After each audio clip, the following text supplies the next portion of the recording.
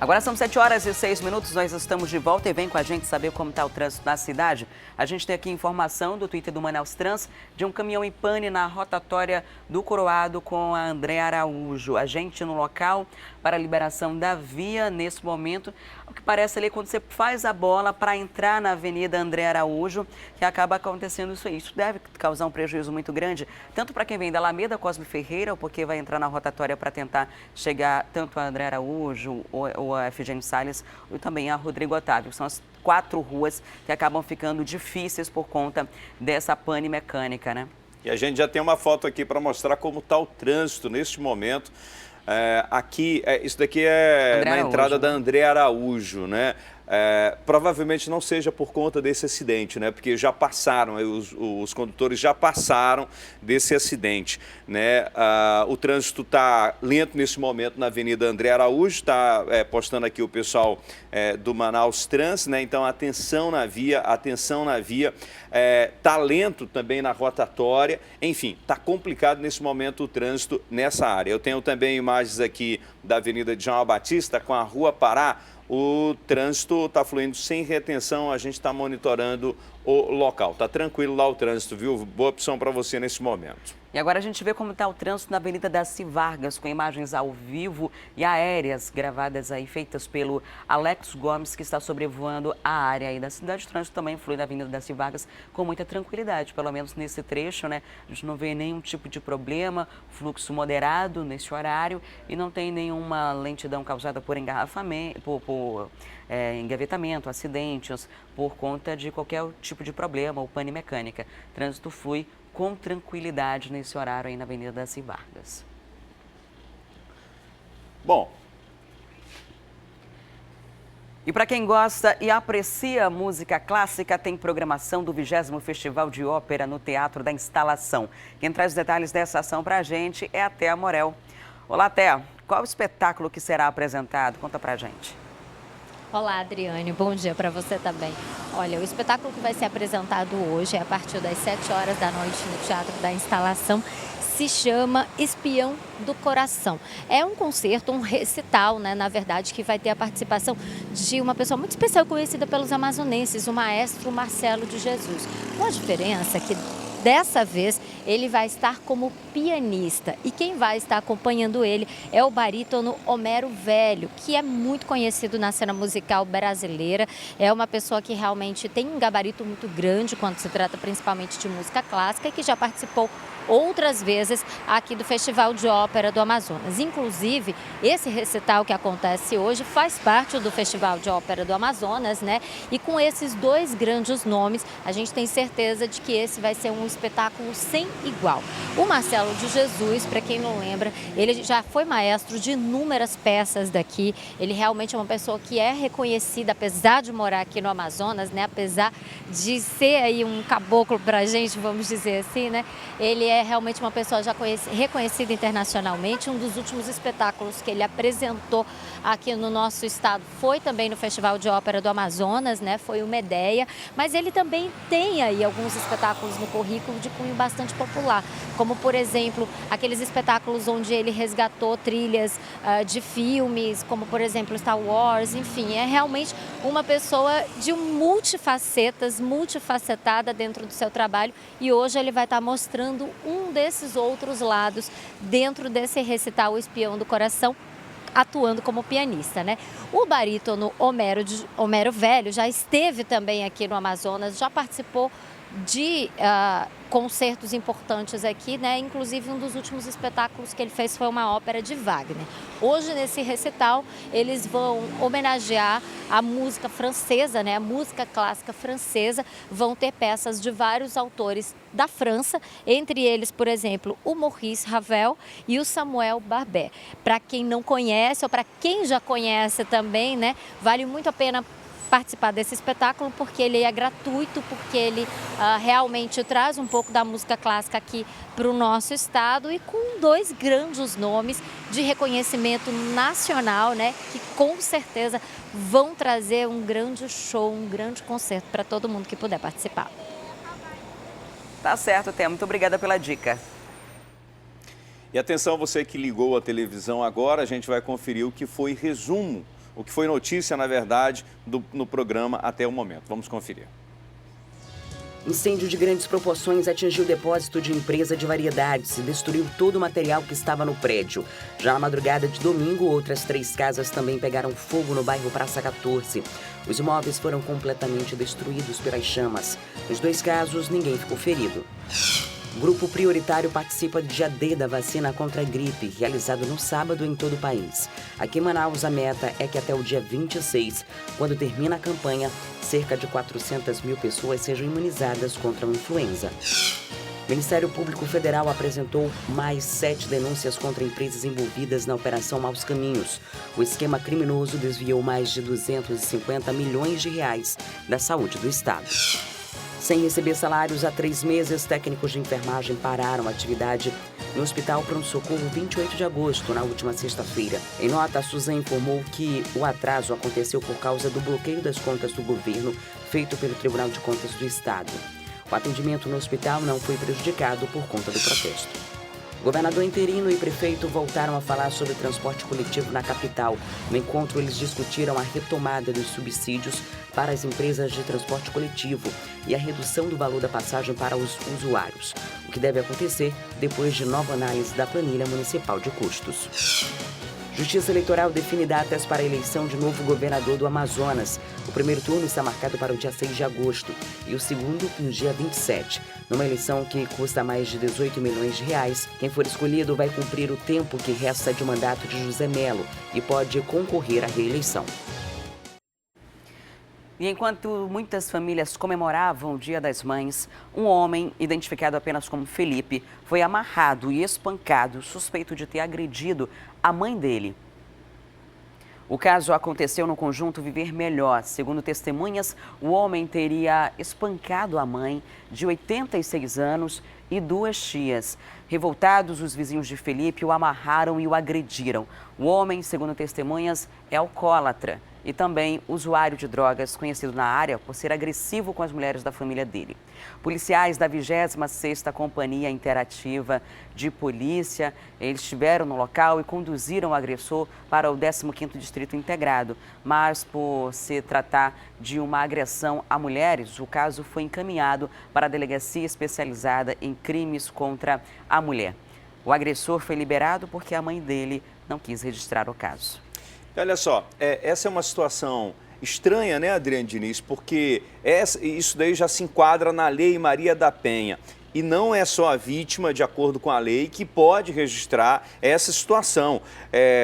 Ao que tudo indica, houve testemunhas porque o suspeito foi agredido, né, pela população que estava revoltada, pelos vizinhos revoltados com essa situação. E aí, é uma agressão contra mulher, é uma agressão contra uma incapaz, né, contra uma idosa, né? E aí é estranho que ele seja liberado assim, né? Ele deveria continuar preso porque ele é usuário de drogas, né? Representa um risco para a mãe e para as outras, para as outras mulheres da família, né? E até para resguardar a segurança dele, né? Não pode tá solto assim. É um negócio estranho, né? Porque por mais que não seja uma relação afetiva, homem e mulher de casal, agressão contra a mulher se enquadra na Lei Maria da Penha. E não é necessário que haja uma denúncia por parte da vítima. Qualquer pessoa pode fazer esse registro. A vítima até pode retirar a denúncia, mas não da delegacia. A delegacia dá o andamento normal e só diante do juiz é que, quando tiver a primeira audiência, é que essa situação pode ser retirar queixa ou não, e aí vai depender de como o juiz vai interpretar também em que tipo de crime isso se enquadra, né? Pode ter acontecido ali um erro de interpretação na hora de registrar essa ocorrência, mas é algo, inclusive, muito triste da gente noticiar. Imagina o sofrimento dessa mãe, né? No Dia das Mães, acontecer algo desse tipo, ser espancada pelo próprio filho, as tias também acabarem sofrendo essa violência. Infelizmente, é uma notícia que a gente se entristece de ter que dar e espera que ele seja preso novamente para que responda pelo crime que cometeu, para que isso não fique impune, para que isso não estimule com que outras pessoas acabem fazendo a mesma coisa. E 2 lanchas se chocaram na área da Manaus Moderna e 2 pessoas estão desaparecidas. Quem traz os detalhes para a gente deste acidente é o Danilo Alves. Oi, Danilo, que hora que aconteceu esse acidente, hein? Wilson, nós temos apenas informações preliminares, nós sabemos que aconteceu pela parte da noite. O solicitante, na verdade, a pessoa que chamou o Corpo de Bombeiros é esposo e também o pai das duas pessoas que estão desaparecidas. É uma jovem de 22 anos e o filho dela de 3 anos. Então ele chamou os bombeiros e também acionou a Capitania dos Portos justamente para começar a realizar essas buscas, já que ontem à noite essa lancha estava voltando de um balneário aquático ali pela área próxima a Manaus Moderna. Quando chegou ali, se chocou com uma outra lancha e acabou que as pessoas, os tripulantes que estavam por ali conseguiram voltar para a margem. Só apenas essas duas pessoas, essa mulher de 22 anos e essa criança de 3 que acabaram desaparecidas. Aí, quando o solicitante pediu a ajuda, o Corpo de Bombeiros afirmou para ele que eles só poderiam começar a realizar as buscas pela manhã.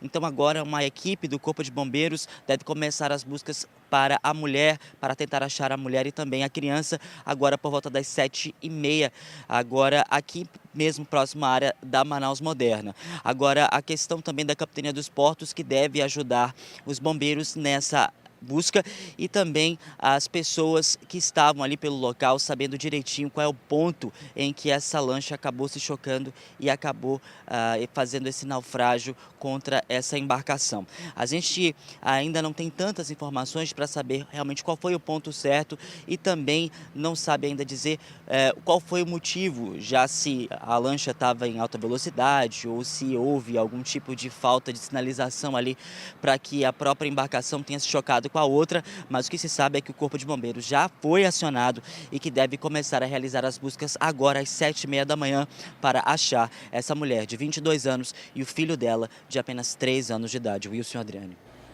Que triste, hein? Provavelmente essa mulher estava em algum flutuante comemorando o Dia das Mães, né? Que foi ontem, e aí acontece uma situação dessa, acontece um acidente. Que negócio trágico. A gente vai continuar acompanhando essa história, né? Vai continuar acompanhando o trabalho de busca que deve ser realizado aí pelo pessoal do Corpo de Bombeiros com o apoio da Capitania dos Portos. Muito obrigado, viu, Danilo? Até daqui a pouco.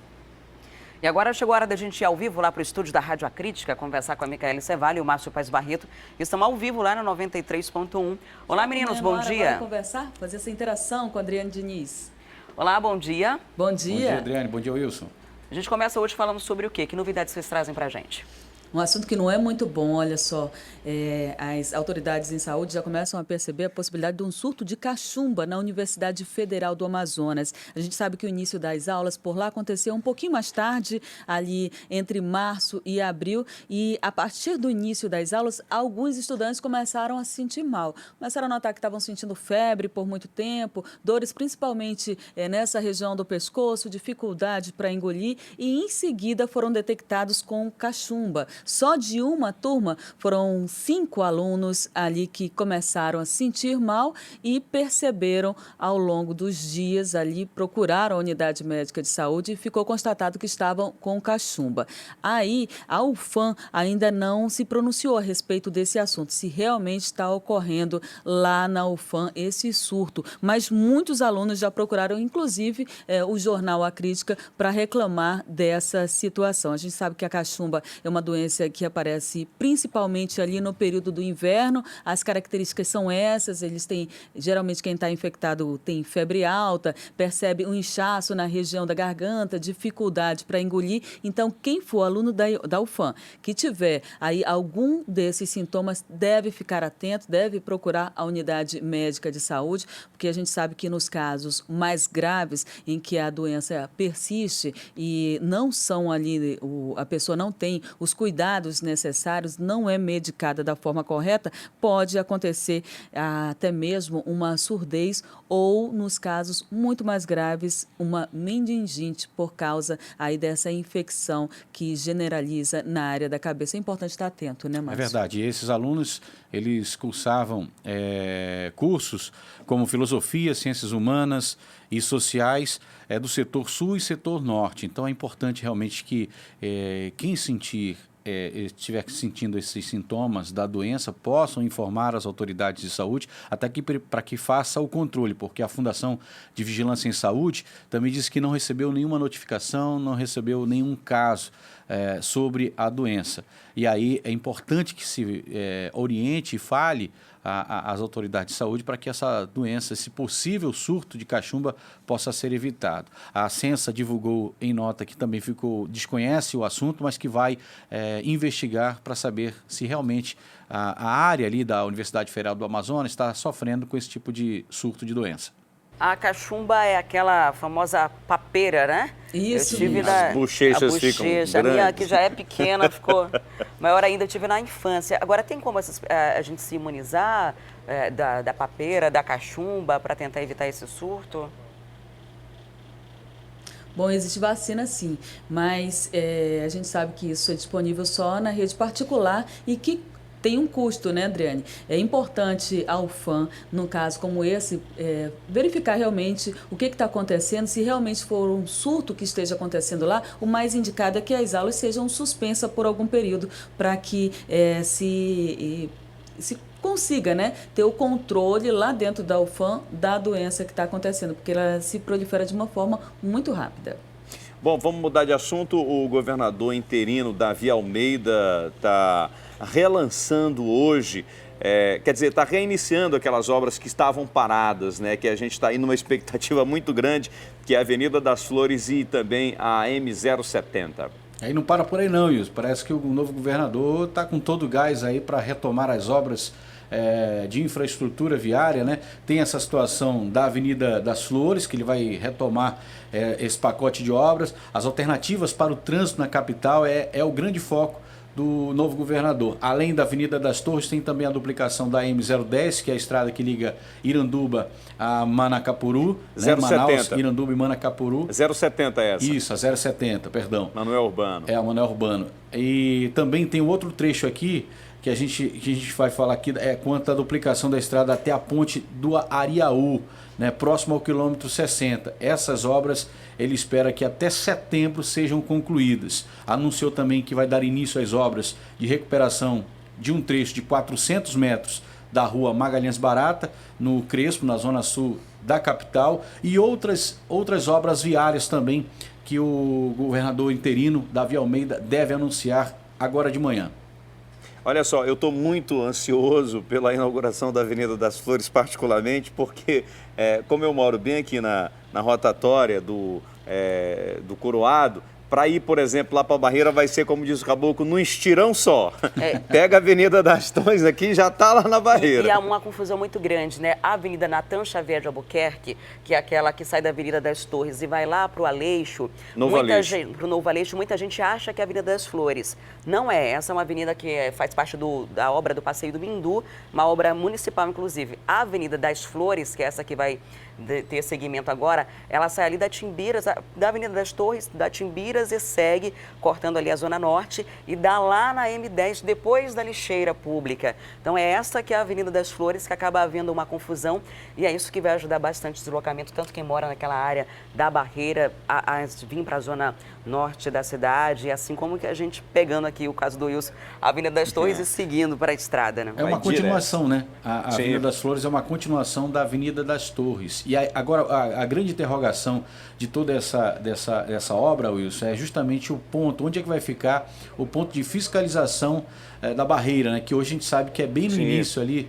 da M010, a Avenida das Flores vai passar, né, um pouco mais depois da lixeira, como a Adriane falou, e aí a gente não sabe ainda como é que vai ficar esse ponto de fiscalização da Polícia Rodoviária Federal, do Detran, enfim, das autoridades de trânsito. Tem que colocar um outro ponto de fiscalização lá, né? Precisa de outro ponto mesmo, porque só um não vai dar certo, não. Mas que vai facilitar a vida de todo mundo, eu acho que vai facilitar, né, Wilson? A gente mesmo que trabalha aqui na TV precisa se deslocar para outras regiões. É muito bom a gente saber que vai ter uma outra alternativa, porque a gente fica preso sempre às mesmas vias e é difícil, não tem mais condições. Quando engarrafa, quando a gente tem um problema, acaba trazendo reflexo para a cidade inteira. Tem uma hora também que é super importante para as pessoas da Zona Norte e da Zona Leste, que também devem ser anunciada, que é a interligação ali da reserva Duque até a bola da Suframa. Esse trecho aí tem aproximadamente 17 quilômetros e está orçado aí em mais de 163 milhões de reais, e a primeira etapa da obra deve iniciar ainda em dezembro desse ano. Beleza, muito obrigado. Mica, como foi ontem o Dia das Mães, beleza? Foi ótimo. Legal. Deu tempo nem de eu postar coisa na internet. Muita gente me cobrou, deu nem tempo. Eu fiquei lá curtindo, a gente chamegou muito. Eu vou te dizer uma coisa, eu tô num vício de assistir série. E aí eu ganhei um bolo de chocolate, algumas coisas assim que eu gosto. E fiquei assistindo, colocando uma série em dia lá. Certo. Com Afinal a pilhota, de contas, no carinho. ontem era o dia de vocês, era o dia no das chamego, mães. né? A gente gosta de chamego. Mãe gosta de chamego de filho. Depois passa aqui que tem bolinho aqui pra você. Eu trouxe, é verdade. Aí sim. Muito obrigado, Trouxe pra Mica. todo mundo. Obrigado, Márcia. Até amanhã. Até amanhã, Wilson. E agora a gente vai falar de uma oportunidade para estudantes de direito. A Defensoria Pública do Estado abriu inscrição para estágio. Sobre este assunto eu volto a conversar com a Thea Morel. Oi, Thea, até quando esses estudantes podem fazer a inscrição? Oi, Wilson. Olha, essas inscrições elas começam hoje e tem pouco tempo, viu, para esses estudantes fazerem as inscrições para uma dessas vagas da Defensoria Pública. Elas vão apenas até o dia 19 de maio, são apenas 4 dias. E como as inscrições são, digamos assim, presenciais, a pessoa precisa ir até o local para fazer a inscrição, né? Isso até dificulta um pouquinho, porque não é só você entrar na internet e com certeza isso vai demandar um tempo muito maior desse candidato. São 20 vagas disponíveis para a Defensoria que funciona lá na Zona Leste de Manaus e vai ser necessário todo um processo seletivo para que esses estudantes do curso de Direito possam ser selecionados e estejam aptos a trabalhar como estagiários da Defensoria. Como eu já falei, as inscrições elas vão até o dia 19 de maio, até o dia 4 de junho, né, é a data prevista para a prova que vai acontecer para selecionar esses candidatos. E elas precisam ser feitas na Escola da Defensoria Pública, que fica na rua 24 de maio, no centro da cidade, o número 321. É interessante que o estudante, né, procure informações para saber qual é que é a documentação necessária. Preciso levar a documentação básica, como RG, CPF, toda essa documentação básica é preciso reunir. E é importante também levar ali o histórico escolar, levar a comprovação de que você está cursando a universidade, até porque só vão ser aceitos alunos para essa seleção, né, estudantes universitários que estão cursando entre o 4º e o 9º semestre do curso de Direito, né? Então, os alunos, eles têm que ter aí um pouquinho já de experiência, já tem que ter, não experiência, mas já tem que ter um pouquinho aí de estudo na universidade, né?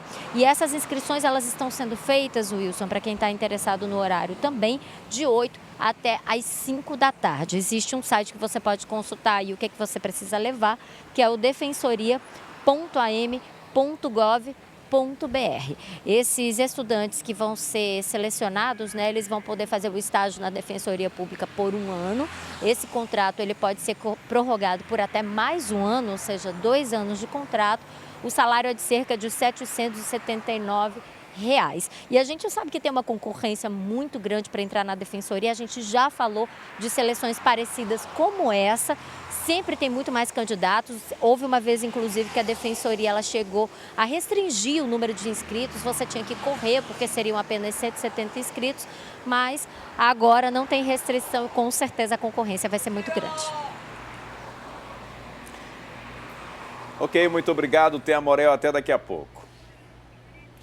Agora a gente tem imagens do trânsito na cidade. Vamos mostrar aqui o drone que está sobrevoando ainda a Avenida Daci Vargas. Outro ponto, ainda há pouco a gente mostrou e o trânsito estava bem tranquilo. A gente está aqui em frente ao Amazonas Shopping, é isso? Aqui o Amazonas Shopping à direita do vídeo e aqui no sentido que segue para Efigênio Salles, né? Segue para a Bola do Coroado. E o trânsito vai fluindo, o fluxo é moderado, né, nesse horário. A gente ainda não tem nenhum tipo de acidente ou algo do tipo que dificulte um pouco mais o trânsito, mas o trânsito da Bola do Coroado está difícil. E está difícil também na Avenida André Araújo. Então é natural que haja uma retenção. Logo ali na frente vai ter o Tribunal de Contas do Estado, que também tem uma faixa de pedestre que normalmente causa uma lentidão nessa área aí da Avenida Daci Vargas, já chegando também na Efigênio Salles. Enfim, o trânsito, à medida que vai se aproximando do Complexo Viário Gilberto Mestrinho, vai ficando cada vez mais lento, então quem segue nesse sentido precisa ter paciência. No sentido oposto, o trânsito flui com tranquilidade. Para quem vem da Bola do Coroado, Avenida das Torres, no sentido Amazonas Shopping, não enfrenta dificuldades. Quem vai, né, para essa área da cidade acaba precisando ter um pouquinho mais de paciência. E depois do intervalo comercial, nós vamos falar das festas dos Bumbás do fim de semana. Aqui na TV A Crítica teve estreia do Arena dos Bumbás e teve também Bar do Boi do Caprichoso. Teve ensaio também do Garantido, a gente vai mostrar essas festas daqui a pouquinho, assim como também os 4 finalistas do Campeonato Amazonense de Futebol. É um instante só.